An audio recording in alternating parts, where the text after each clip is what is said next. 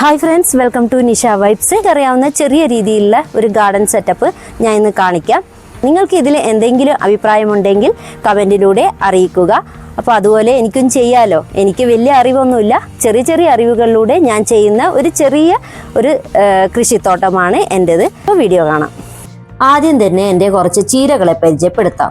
ഇപ്പോൾ സീസൺ ആണല്ലോ, ചുവന്ന ചീരയുടെ സീസൺ ആണല്ലോ, എല്ലാവരും നട്ടു വളർത്തിയിട്ടുണ്ടാവും.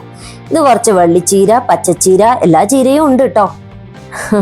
കുറേ വെറൈറ്റി ചീരകളൊക്കെ ഉണ്ട്. അപ്പം ചുവന്ന ചീര പരിചയപ്പെടുത്താൻ ഞാൻ ഇത് വിത്ത് പാകിയിട്ട് മുളപ്പിച്ചിട്ട് അങ്ങനെ തൈയൊക്കെ മാറ്റി നട്ടതാണ്. എൻ്റെ ഷോർട്ട് വീഡിയോയിൽ ഞാൻ ഇട്ടിട്ടുണ്ട് കേട്ടോ.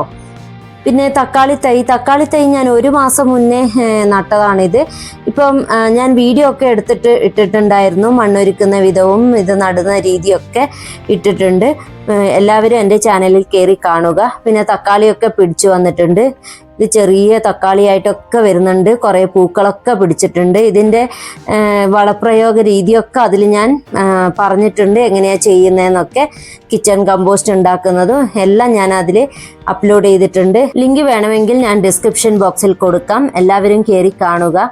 പിന്നെ വാളരിപ്പയറൊക്കെ ഞാൻ നടുന്ന രീതിയും കാണിച്ചിട്ടുണ്ട്. നേരത്തെ വീഡിയോ ആയിട്ടൊക്കെ ഇട്ടിട്ടുണ്ട്. പിന്നെ പയറ് നടാത്ത മലയാളികളെ ഇല്ലല്ലോ. എല്ലാവരുടെ വീട്ടിലും കാണും പയറും ചുവന്ന ചീര ഒക്കെ കാണുമല്ലേ. ഇപ്പോൾ പയർ ഞാൻ കുറച്ച് വളർന്നു വന്നുകൊണ്ടിരിക്കുകയാണ്. കുറച്ച് പന്തലിൽ കയറിയിട്ടുണ്ട്. ഇത് ചുവന്ന പയറാണ് നട്ടത്. അടുത്തത് നട്ടിരിക്കുന്നത് ഞാൻ പച്ച പയറാണ് നട്ടത്. അപ്പം ഇതൊക്കെ വളർന്നു വരുന്നതേ ഉള്ളൂ. ഇതൊക്കെ പച്ച കളറ് പയറാണ്. അങ്ങനെ ഓരോന്നും സെറ്റാക്കി വെച്ചിട്ടുണ്ട്. ഓരോന്നും നട്ടിട്ട് ഓരോന്നും നല്ല രീതിയിൽ വളർന്നു കിട്ടിയിട്ടുണ്ട് എനിക്ക്. പിന്നെ ഇത് വാളരിപ്പയറാണ്. 2 വാളരിപ്പയർ അതിൻ്റെ ഉള്ളോട്ടങ്ങാനുണ്ട്. ഒരു വാളരിപ്പയർ വളർന്നു വരുന്നുണ്ട്. ഇത് മുഴുവനും ചീരയാണ്. നമ്മൾ ഏത് നട്ടാലും അതിൻ്റെ സൈഡിലൂടെ കിളുത്ത് വരുന്നത് മുഴുവനും പച്ചച്ചീരകളാണ്.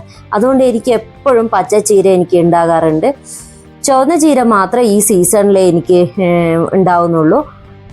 ഇനി ഇപ്പുറത്തെ ഭാഗത്തുള്ള ചെടികളും കൂടി കാണിച്ചു തരാം. തക്കാളി തൈ ആദ്യം കാണിച്ചു തരാം. തക്കാളി ഇഷ്ടം പോലെ പിടിച്ചിട്ടുണ്ട്. ഇതാ കണ്ടില്ലേ, ഒരു ചെടിയിൽ തന്നെ എനിക്ക് 10-30ഓളം തക്കാളികൾ കിട്ടാറുണ്ട്.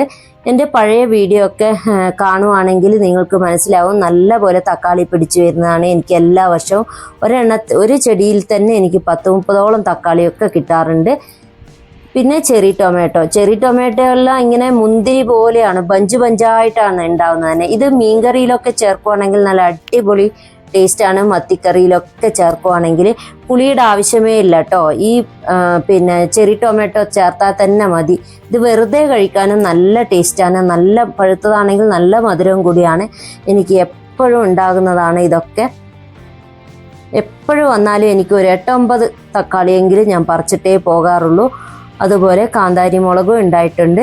പിന്നെ തക്കാളീൻ്റെ ചെടിയൊക്കെ വളരും തോറും ഇങ്ങനെ ചാഞ്ഞൊക്കെ പോവും. അതിന് വേണ്ടിയിട്ട് ഞാൻ കമ്പൊക്കെ കുത്തിക്കൊടുത്ത് കയറൊക്കെ ഇട്ട് കെട്ടിക്കൊടുത്തിട്ടുണ്ട്. ഇതാ കണ്ടില്ലേ, ഇല്ലെങ്കിൽ അങ്ങ് എല്ലാം കൂടി അങ്ങ് ചാഞ്ഞു പോകും. ഇവിടെയൊക്കെ ഭയങ്കര കാറ്റൊക്കെ ഉള്ളതാണ്. കാറ്റിനെല്ലാം ചാഞ്ഞു പോവായിരുന്നു. അങ്ങനെ ചെറി ടൊമാറ്റോ ആണ് ഇതെല്ലാം. പിന്നെ ഒരു വെണ്ടക്ക തൈ നട്ടിട്ടുണ്ട്. അത് വളരെയോ എന്തോന്നറിയില്ല. അത് അങ്ങനെ വഴുതിനിങ്ങി നട്ടിട്ടുണ്ട്. വഴുതിനിങ്ങ ഒരെണ്ണേ എനിക്ക് പിടിച്ചു വന്നുള്ളൂ. ബാക്കി ഇനിയും കുറച്ചുകൂടെ നടണം. ഇനി അടുത്ത താരം എന്താണെന്ന് പറഞ്ഞാൽ പൊമോഗ്രാനറ്റ്, മാതളപ്പഴം എന്ന് പറയും ഞങ്ങൾ. ഓരോ നാട്ടിലും ഓരോന്നായിരിക്കും പറയുന്നതല്ലേ പേര്. പൊമോഗ്രാനറ്റ് നട്ടിട്ടുണ്ട്. അതും 2 എണ്ണം ആയി വന്നിട്ടുണ്ട്. ഇനി വീണ്ടും കുറച്ച് ചീരവിത്ത് വിതറാമെന്ന് വിചാരിക്കുന്നു. അതിന് ഞാൻ മണ്ണ് നേരത്തെ സെറ്റാക്കി വെച്ചിട്ടുണ്ടായിരുന്നു. എന്താ വെച്ചാൽ ഇപ്പം വളർന്നു വന്നതൊക്കെ നമ്മൾ ഇനി വിളവെടുത്ത് കഴിഞ്ഞാൽ ഇനി വീണ്ടും വേണ്ടേ കഴിക്കാൻ. അപ്പം അത് വിളവെടുക്കുമ്പോഴത്തേക്ക് ഇതൊന്ന് ഒരു ഭാഗത്തിനായി കിട്ടുമല്ലോ നമ്മൾക്ക്. അതുകൊണ്ട് അത് കഴിയുമ്പോൾ അടുത്തത് അങ്ങനെ റെഡിയാക്കി സെറ്റാക്കി വെച്ചാൽ നമ്മൾക്ക് എപ്പോഴും ചീര ഉണ്ടാകും. അതിനു വേണ്ടിയാണ് മണ്ണ് ഞാൻ നേരത്തെ സെറ്റാക്കി വെച്ചിട്ടുണ്ടായിരുന്നു. ഇനി ഇതിലോട്ടേക്ക് ചുവന്ന ചീരയൊക്കെ അങ്ങ് വിത്ത് വിതറി കൊടുക്കാം. ചീരയൊക്കെ നല്ല ഹെൽത്തി ആയിട്ടുള്ളതല്ലേ. അപ്പോൾ നമ്മൾ എപ്പോഴും എന്താ പറയുക, ഭക്ഷണത്തിൽ ഉൾപ്പെടുത്തുവാണെങ്കിൽ നല്ലതാണ്. നല്ല കാൽസ്യം അല്ലേ.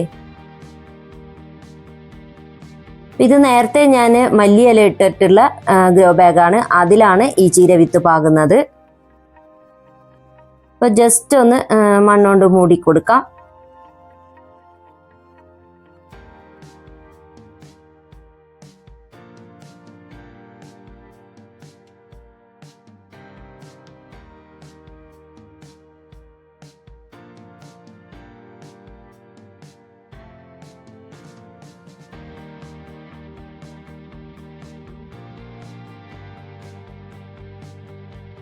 അപ്പോൾ ഇത് ഞാൻ നേരത്തെ പുതിനയെല്ലാം ഇട്ട് വെച്ച ഗ്രോ ബാഗാണ്. അപ്പോൾ അതിലെ മണ്ണൊക്കെ ഉണ്ടായിരുന്നു.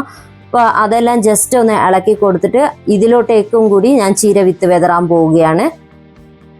ഇങ്ങനെ 2-3 ഗ്രോ ബാഗിലോട്ടേക്കായിട്ട് നമ്മൾ ചീര വിത്ത് വിതറി കൊടുത്താൽ നമുക്ക് എപ്പോഴും ചീര ഉണ്ടാവും. ഇത് സീസണിലല്ലേ നമുക്ക് കിട്ടുള്ളൂ ചുവന്ന ചീരയൊക്കെ.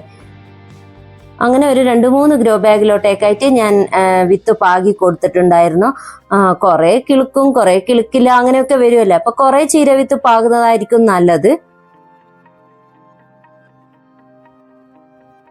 മണ്ണിന് നല്ല ഈർപ്പം വേണം. മണ്ണ് നല്ല ഈർപ്പത്തോടെ ഉണ്ടെങ്കിൽ വിത്ത് പാകിയാൽ വേഗം തന്നെ നമുക്ക് മുളച്ച് കിട്ടും. എൻ്റെ ഒരു സബ്സ്ക്രൈബർ പറഞ്ഞു തന്നതാണ് ഇത്.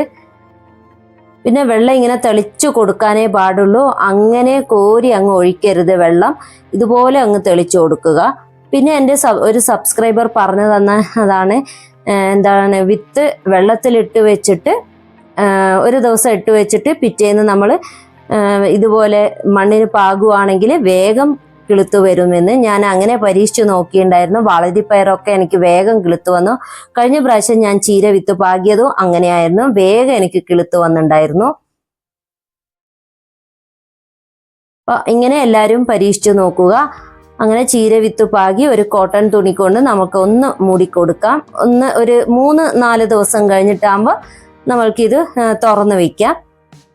അപ്പോൾ മണ്ണിനൊരു ഈർപ്പം ഉണ്ടായിക്കൊണ്ടിരിക്കുമല്ലോ, അതിനു വേണ്ടിയാണ്. പിന്നെ ഇടയ്ക്കിടയ്ക്ക് വെള്ളം ദിവസവും വെള്ളം തെളിച്ചു കൊടുക്കണം. മണ്ണിന് എപ്പോഴും ഈർപ്പത്തിൽ തന്നെ മണ്ണ് ഉണ്ടാകണം, എന്നാൽ വേഗം വിത്ത് മുളച്ചു വരും.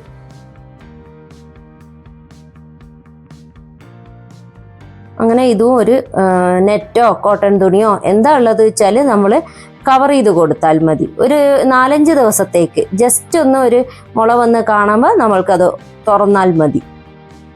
പക്ഷേ ദിവസവും നമ്മൾ വെള്ളം തെളിച്ചു കൊടുക്കണം, അത് മറക്കരുത്.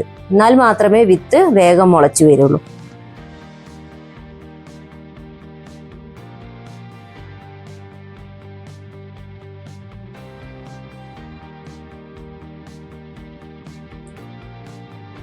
അടുത്തത് എല്ലാത്തിനും നമുക്ക് വെള്ളം ഒഴിച്ചു കൊടുക്കാം. വെള്ളമാണ് മെയിൻ. എല്ലാ ദിവസവും രാവിലെയും വൈകുന്നേരവും വെള്ളം ഒഴിച്ചു കൊടുക്കുക. ചൂട് സമയമാകുമ്പോൾ എന്താ പറയുക, ചെടി വേഗം വാടിപ്പോവും. പിന്നെ ടെറസിലും കൂടി ആകുമ്പോൾ പിന്നെ പറയേ വേണ്ട, നല്ല വെയിലായിരിക്കും. അപ്പം എല്ലാത്തിനും ഞാൻ വെള്ളവും കൂടി ഒഴിച്ചു കൊടുക്കും. അപ്പോൾ ഈ വീഡിയോ നിങ്ങൾക്ക് യൂസ്ഫുൾ എന്ന് തോന്നിയെങ്കിൽ ഷെയറും കൂടി ചെയ്തു കൊടുക്കുക, ലൈക്ക് ചെയ്യാനും മറക്കരുത്. പിന്നെ ചാനൽ ആദ്യമായിട്ട് കാണുന്നവരുണ്ടെങ്കിൽ ഒന്ന് സബ്സ്ക്രൈബും കൂടി ചെയ്ത് കാണാൻ ശ്രമിക്കുക. തൊട്ടടുത്തുള്ള ബെൽ ഐക്കോൺ കൂടി ക്ലിക്ക് ചെയ്താൽ ഞാനിടുന്ന വീഡിയോസിൻ്റെ നോട്ടിഫിക്കേഷൻസ് നിങ്ങൾക്ക് യഥാസമയം ലഭിക്കുന്നതായിരിക്കും. നെക്സ്റ്റ് വീഡിയോയിൽ കാണാം. ബൈ.